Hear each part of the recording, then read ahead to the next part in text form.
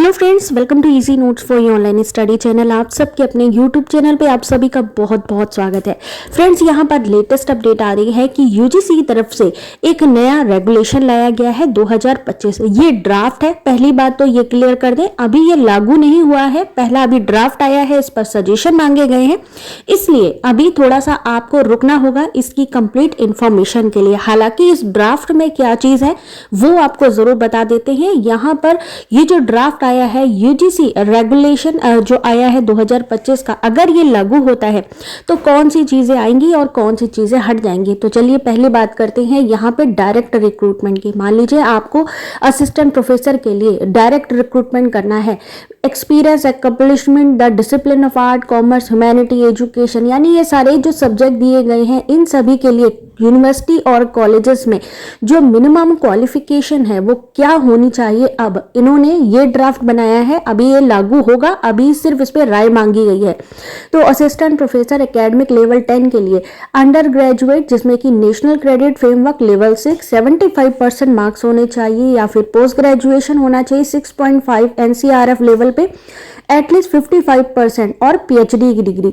वहीं अगर दूसरी कैटेगरी की बात करें तो पीजी यानी पोस्ट ग्रेजुएशन 55% मार्क्स के साथ, और साथ में नेट क्वालिफाई होना जरूरी है, या फिर सेट या स्लेट भी कर सकते हैं।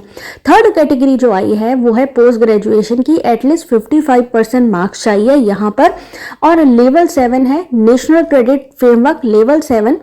तो यहाँ पर ये जो थर्ड कैटेगरी है ये यहाँ पर इन्वॉल्व कर दी गई है, यानी आप पोस्ट ग्रेजुएशन करके भी आप असिस्टेंट प्रोफेसर बन सकते हैं। आगे यहाँ पर थोड़ी सी बात करते हैं, तो एक चीज ध्यान रखिएगा, ऐसे ही वहां पर नहीं बना दिया जाएगा।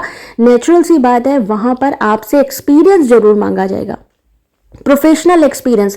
कई जगह पे है कि नेट को जो है नेट क्वालिफाई करना जरूरी नहीं है, रिमूव कर दिया गया है, बट कंप्लीट इंफॉर्मेशन ये है कि नेट रिमूव नहीं किया गया है, यहाँ पर क्राइटेरिया बढ़ा दिया गया है, और उसके अकॉर्डिंग अगर आप सिर्फ पोस्ट ग्रेजुएशन करके जाना चाहते हैं तो आपको एक्सपीरियंस, जैसे एज अ फैकल्टी आप जाते हैं या फिर प्रैक्टिस ऑफ प्रोफेसर आप जाते हैं, उस तरीके से आपको एंट्री दी जाएगी। अब एसोसिएट प्रोफेसर की बात करें तो सेम चीज है, यहाँ पर भी 75% यूजी में, और उसके अलावा अगर पीएचडी डिग्री है तो नेशनल क्रेडिट फ्रेमवर्क में लेवल 8 आपका होना चाहिए।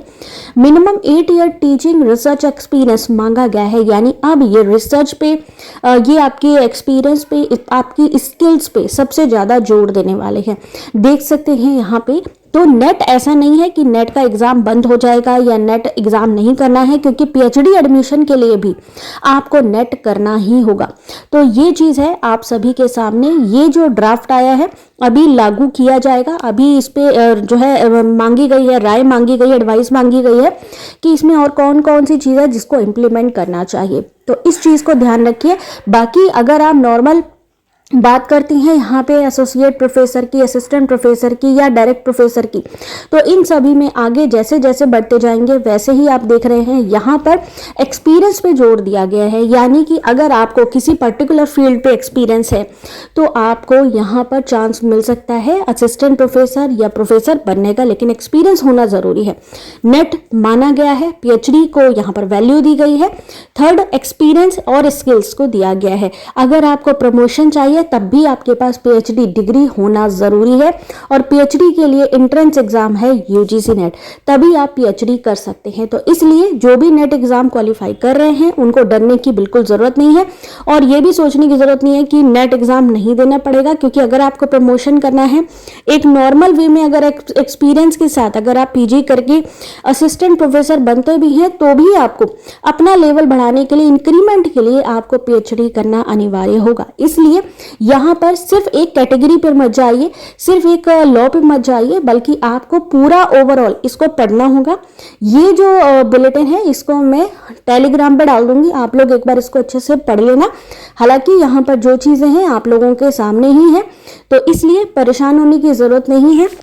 नेट को भी वैल्यू दी गई है, पीएचडी को भी वैल्यू दी गई है, लेकिन साथ ही साथ इस बार इन्होंने एक्सपीरियंस और स्किल पर ज़्यादा जोर दिया है। यानी अगर आपको एक्सपीरियंस है टीचिंग का तो आपको यहाँ पर कहीं ना कहीं रिसर्च में या टीचिंग में तो आपको प्रेफरेंस दी जा सकती है। तो ये चीज़ है। बाकी यहाँ पर देखा जाए काफ़ी इस समय मैनेजमेंट लेवल पे बात करें या टीचर लेवल पे बात करें तो बहुत सारी प्रॉब्लम्स दिखाई दे रही हैं, बहुत सारे लोग क्वेश्चन कर रहे हैं, क्योंकि वाइस चांसलर के लिए भी इन्होंने बोल दिया है कि टीचिंग अगर एक्सपीरियंस नहीं है तो भी वाइस चांसलर बन सकते हैं, चाहे आप लाइब्रेरियन की पोस्ट के लिए या जो भी यहाँ पे रिलेट पोस्ट हैं उन सभी के लिए प्रॉपर एजेंडा आपको पढ़ना पड़ेगा, प्रॉपर पॉलिसी को समझना पड़ेगा। जब ये इंप्लीमेंट हो जाएंगी उसी के बाद ही ये लागू की जाएगी। तब तक के लिए आपको अपने एग्जाम पे कंसंट्रेट करना है। ये मत सोचिए कि बहुत बड़े चेंजेस हैं।